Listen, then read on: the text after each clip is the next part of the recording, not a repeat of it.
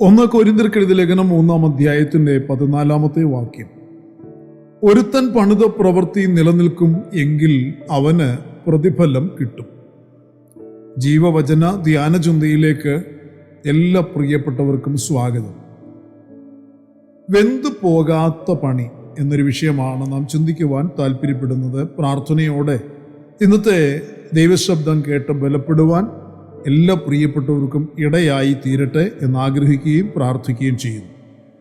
കൂടപ്പിറപ്പുകളെ, ദൈവരാജ്യത്തിൻ്റെ പ്രവൃത്തികൾ എന്ന നിലയിൽ സുവിശേഷത്തോടുള്ള ബന്ധത്തിൽ പ്രവൃത്തി ചെയ്യുന്ന ഏതൊരുവനും ദൈവം നിശ്ചയിച്ച പ്രതിഫലങ്ങൾ ലഭിക്കും എന്നത് ദൈവത്തിൻ്റെ വാഗ്ദത്തമാണ്.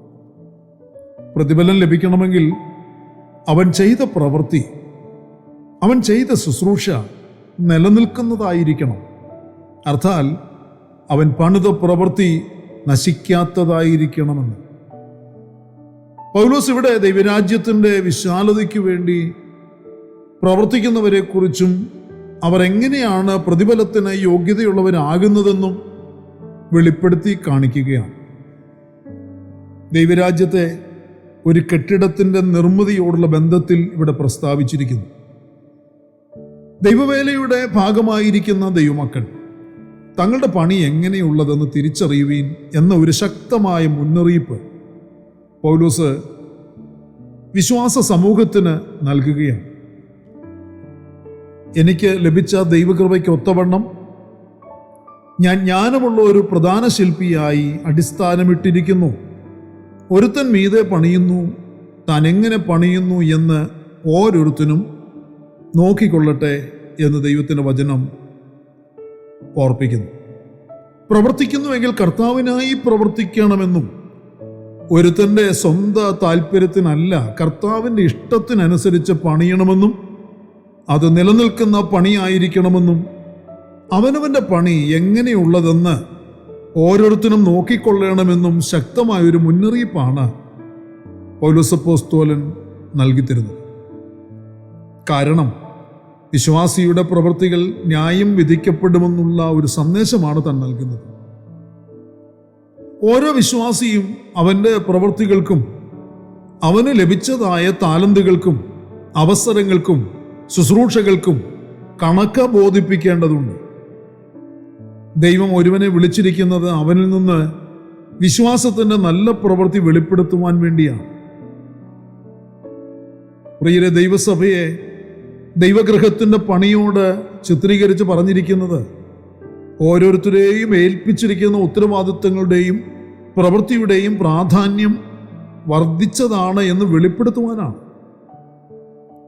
പണിയിൽ ഏർപ്പെട്ടിരിക്കുന്നവർ എങ്ങനെ പണിയുന്നു എന്നത് പ്രധാനപ്പെട്ട കാര്യമാണ്. യജമാനൻ്റെ ഇഷ്ടം അറിഞ്ഞ് അവൻ്റെ നിർദ്ദേശം അനുസരിച്ച് പണിയണം. അപ്രകാരമുള്ള പണി അവനവൻ ശോധന ചെയ്യും. ആ പണിയിൽ വ്യക്തി താല്പര്യങ്ങൾക്ക് സ്ഥാനമില്ല. ദൈവഗൃഹമാകുന്ന സഭയുടെ പണിയിൽ ഏർപ്പെട്ടിരിക്കുന്ന വിശ്വാസികൾ എപ്രകാരമുള്ള പണിക്കാർ എന്നത് നാം തിരിച്ചറിയും. 3 വിധ പണിക്കാരാണ് ഇന്ന് ദൈവഗൃഹ നിർമ്മാണത്തിൽ ഏർപ്പെട്ടിരിക്കുന്നത്. ഒന്നാമത്തെ കൂട്ടർ ബുദ്ധിയുള്ള പണിക്കാരാണ്. ബുദ്ധിയുള്ളവർ എന്ന് ഇവരെ വിളിക്കുവാൻ കാരണമുണ്ട്. നിർമ്മാണത്തിന് ഉപയോഗിക്കുന്ന വസ്തുവകകളുടെ പ്രത്യേകതയാണത്. നശിച്ചു പോകാത്തതും നിലനിൽക്കുന്നതുമായ വസ്തുക്കൾ കൊണ്ടാണ് അവർ നിർമ്മിതി നടത്തുന്നത്. തന്നെയുമല്ല, തീ കൊണ്ടുള്ള ശോധനയിൽ അവരുടെ പണിക്ക് കൂടുതൽ ശോഭയേറുന്നു, ഉറപ്പുണ്ടാകുന്നു. അവരുപയോഗിച്ച വസ്തുക്കൾ പൊന്ന്, വെള്ളി, വിലയേറിയ കല്ല് എന്നിവയാണ്. ഇവ കൊണ്ട് പണിത വേലക്കാരുടെ പ്രവർത്തനങ്ങൾ ദൈവനാമമഹത്വത്തിനും പുകഴ്ചയ്ക്കും കാരണമായി തീരും. പൊന്നും വെള്ളിയും രത്നങ്ങളും വിലപിടിപ്പുള്ളതാകിയാൽ അത് ധാരാളം ലഭിക്കുക സാധ്യമല്ല. നല്ല ഉപദേശത്തിൽ, നല്ല ചിട്ടയിൽ, ഏറെ ശ്രമകരമായി കഠിനമായി അധ്വാനിച്ച് പണിയുന്ന പണി രൂപപ്പെട്ടു വരാൻ ഏറിയ സമയമെടുക്കും. വലിപ്പത്തേക്കാൾ എണ്ണത്തേക്കാൾ ഗുണനിലവാരം ശ്രദ്ധിക്കുന്ന പണിക്കാർ അവർ നിലനിൽക്കുന്ന പണി ചെയ്യുന്നവരാണ്. അവർ വചനം പഠിപ്പിക്കുകയും ഉപദേശിക്കുകയും പ്രാർത്ഥിക്കുകയും ആത്മാവിൻ്റെ നടത്തിപ്പിൽ ആശ്രയിക്കുകയും ചെയ്യുന്നതിനാൽ കൂടെ നിൽക്കാൻ, പ്രോത്സാഹിപ്പിക്കാനൊന്നും ധാരാളം പേർ കാണുകയില്ല. അവരുടെ പണി വെന്തുപോകുകയില്ല എന്ന് ദൈവത്തിൻ്റെ വചനം വ്യക്തമാക്കുന്നു. അടുത്ത പണിക്കാർ ലോകപ്രകാരം പണിയുന്നവരാണ്. മരം, പുല്ല്, വൈക്കോൽ എന്നിവ ഉപയോഗിച്ച് പണിയുന്നു. ഇവരെ ഉപയോഗിക്കുന്ന നിർമ്മാണ വസ്തുക്കൾ വില കുറഞ്ഞതും ബലമില്ലാത്തതും എന്നാൽ ധാരാളമായി ലഭിക്കുന്നതും കാണുവാൻ ഭംഗിയുള്ളതുമൊക്കെയും ആയിരിക്കും. പണിതു വരുമ്പോൾ വലിയ വലിപ്പവുമായിരിക്കും, വളരെ മനോഹരമായിരിക്കും. കാഴ്ചക്കാർ ഏറെ പ്രശംസിക്കുവാൻ ഇടയാകും. ഇക്കൂട്ടർ ലോകപ്രകാരവും തങ്ങൾക്ക് ബോധിച്ച അന്യ ഉപദേശപ്രകാരവും കാഴ്ചപ്രകാരവും പണിയുകയും ലോകത്തിൻ്റെ മഹത്വവും അന്യരുടെ പ്രശംസയും പുകഴ്ചയും അന്വേഷിക്കുകയും ഇഷ്ടപ്പെടുകയും ചെയ്യുന്നവരുമാണ്.